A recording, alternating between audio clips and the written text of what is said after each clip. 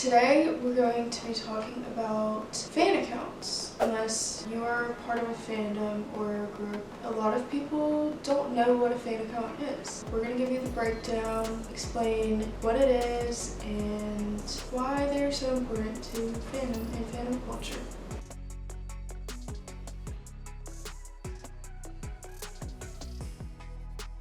So fan account, they exist on multiple different types of platforms. They have morphed over the years, but one thing has really stayed true, and that's the passion for the artist that the fan loves. So a fan account is created by either an individual fan or a group of fans who all love the same artist. I feel like at most you kind of hear of like 5 owners of an account. They create this on Twitter, on TikTok, on Instagram, on Tumblr. Those are probably like the top 4, I'd say, platforms that fans have used. Every once in a while you will get someone who's like a Selena Taylor, and it's usually 2 fandoms who are known for having fans who kind of cross over in both fandoms. Fan accounts really are the backbone of the fandom. They are the ones who make sure that fans know what's going on. These really became prevalent, I feel like, right when social media was created. Before social media, before we see like MySpace were kind of like the first fan pages. Before that, it was all like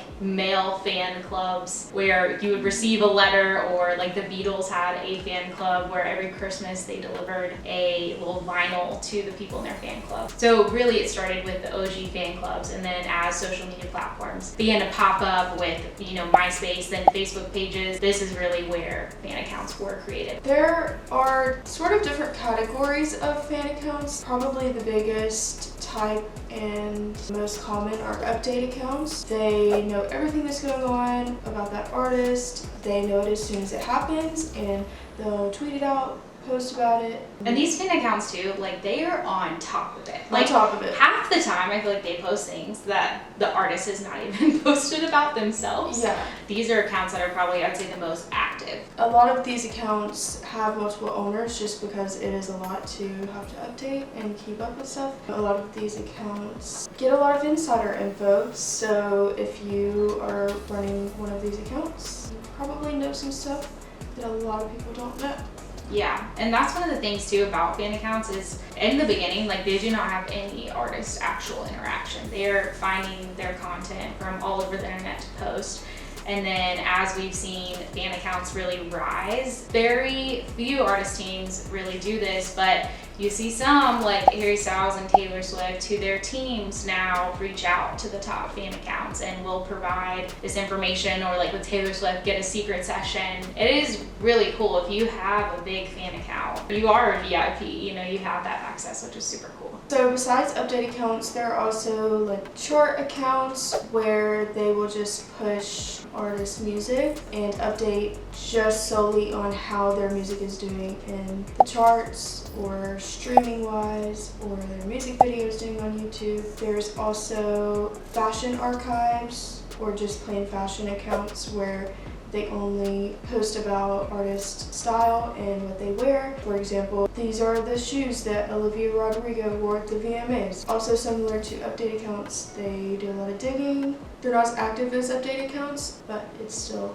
a pretty hard job. I feel like it's a lot of research, because it's like you're starting with a photo and being like, okay, where is that top from? And then having to scour the internet. So these are really cool, especially for those artists who are really into fashion. The last type of update account is just like an edit account or a stan account. If you do not know what a stan is, it's just someone who is a super fan, really hardcore fan of someone. These are mostly common on Twitter. The stan side of Twitter is a beast of its own.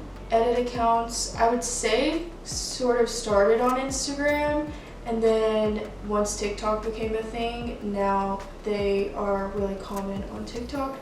It is a cool way of showcasing fandom. With our Behind the Fan series, I've interviewed so many different fan accounts. I think we're about over 50 now, which is crazy. These things blow up. You would not believe how many followers some of these accounts have. One of the biggest Harry Styles fan accounts is Harry Florals, and they are on Instagram. They have over 754,000 followers. That's more than most artists have on Instagram. It's crazy. It's crazy. If you are even the slightest bit of a Harry Styles fan, you know who Harry Styles is.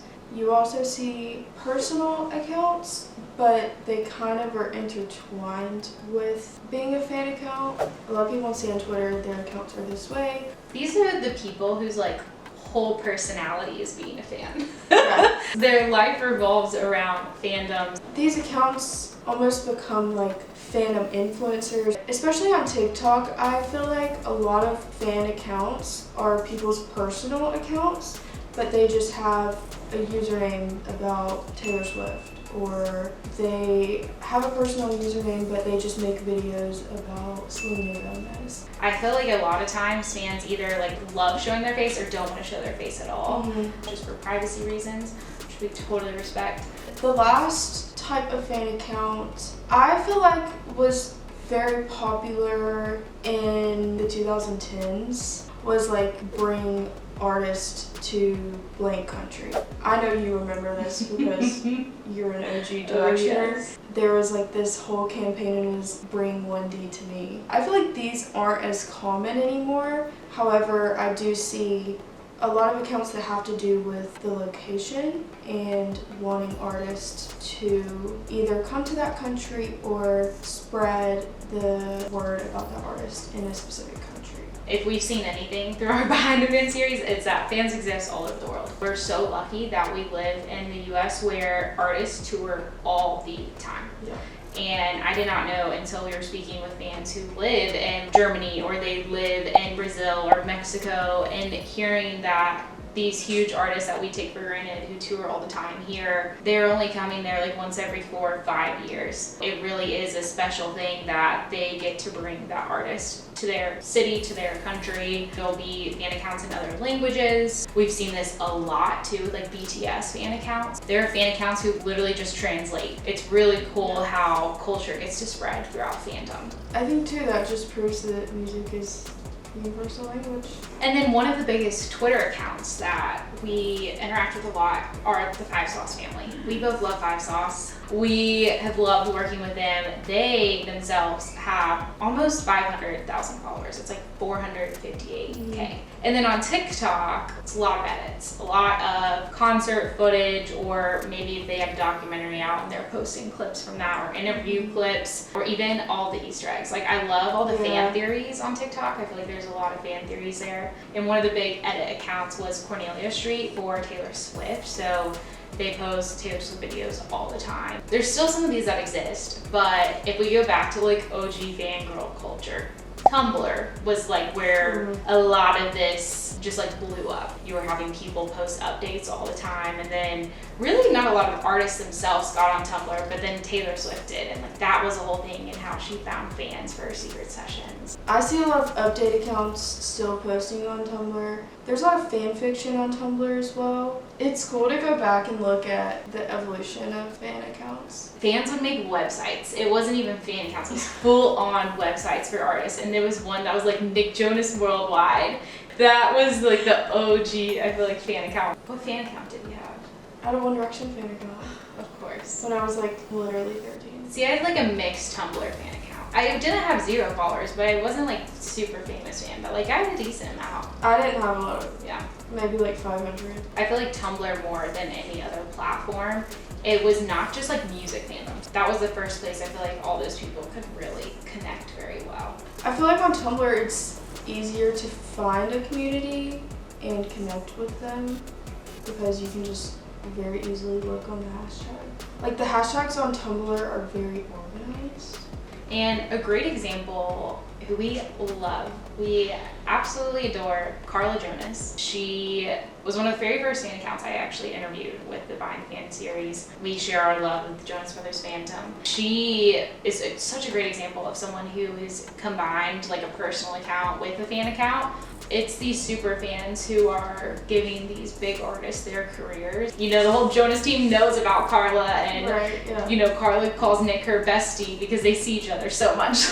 I would argue that most of these artists like know their top fans. Harry's even at this past residency has like pointed out people and been like, I've seen you every single night for the past 10 nights. Yeah. I think we'd all be like deceased if that happened to us. We absolutely love fan accounts. Fan accounts are one of the most important things in fandom culture. They bring so much community to music, and these fan accounts are just another way to connect with other fans who already have something in common with you. They love the same music that you do. Don't be afraid to like ever DM them. Yeah. If you are messaging with a fan account because, oh, I also love 5 Sauce, like they want to talk about 5 Sauce too, Yeah. so message them. Talk to strangers on the internet.